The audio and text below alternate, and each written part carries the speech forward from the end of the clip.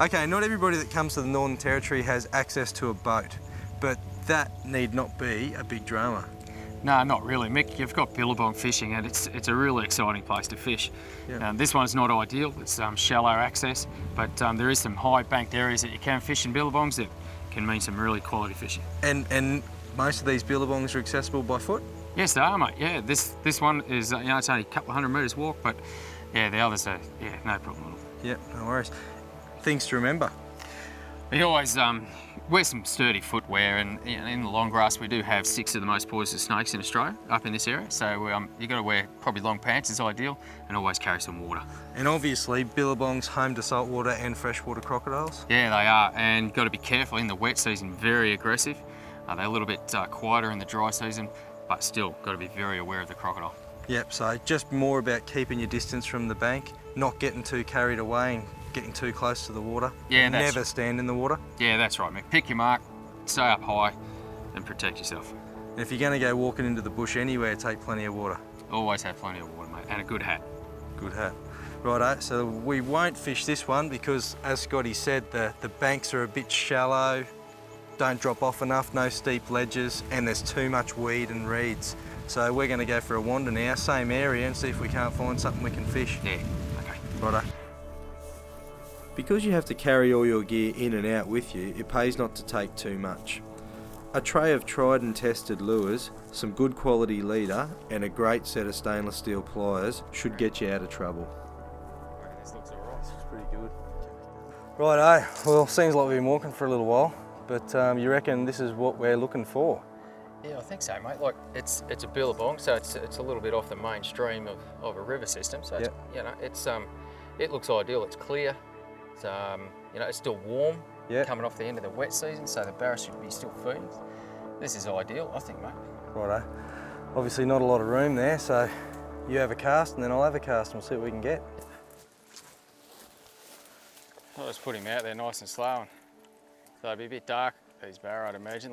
That water's, that's fresh, there's no doubt about that.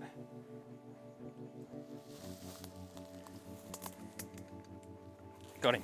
Just right there on the edge there. Just followed it up.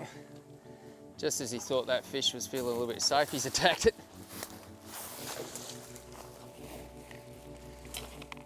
Only a little barra. You can see how aggressive they are. Taking a lure, it's nearly the same size as him.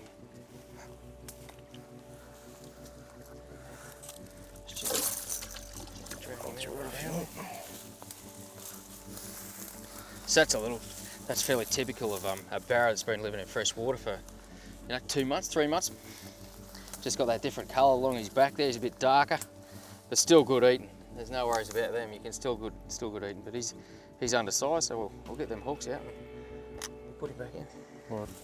Be a little bit careful. Obviously, there's crocs here. They'll be living here. There's no doubt about that. So you've got to keep your distance a little bit and just keep your wits about you. I think you keep your distance when you're casting, and I think you're reasonably safe. But Yeah, don't get carried away in it. no, Keep an eye out. no. We'll have another go, mate. Let's go.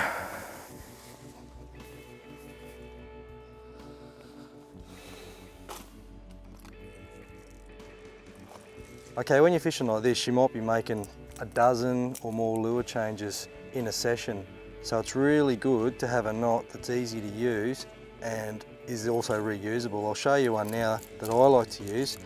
There's plenty around, but I find this one's easy. It's called a loop knot. What you do is you first make a loop in your line, just go through the eye of the lure,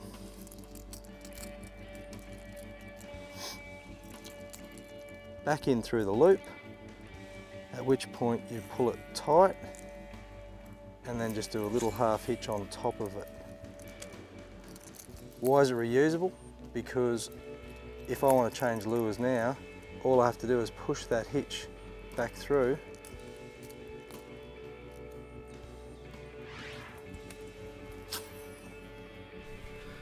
The best time to come and fish the Billabongs is from late in the dry season to well into the build-up, from August to October. The water is starting to heat up and the fish have exhausted the Billabong's natural bait supply, so basically they're active and they're hungry. Got him. Got him. Scotty's on. Good job. they're liking that green, mate. I think that green's a good colour. Yeah. Oh, Typical for Billabong. They love greens in Billabong. Dark colours. Going on the tree. If he jumps down, I'm in a bit of strife.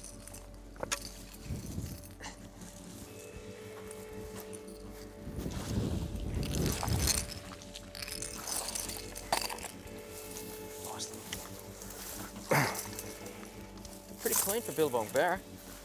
That one's a lot cleaner than the last one, isn't it? Yeah. Probably indicates like we're only at the end of the wet season, so he's probably only been in here for maybe 6-8 weeks. Yeah. So what are you using there? That's a shore catch explosion, is it? Yeah, mate. And you've gone for the green. Traditionally works well on the billabongs. Yeah, definitely. Nice underbelly too there, but good rattle. Yeah. When that flicks, that rattle certainly makes some noise and attracts something. So how deep? Yeah, you don't want them real deep in here, do you? No, I don't think so. I'm not quite sure how deep that would be, but if they're sitting along the top of the surface with their eyes on the top of that barra head, they'll be looking up generally, and that's how they come up underneath. So, yeah, ideal. Good. Ideal. Righto. I'll put it back.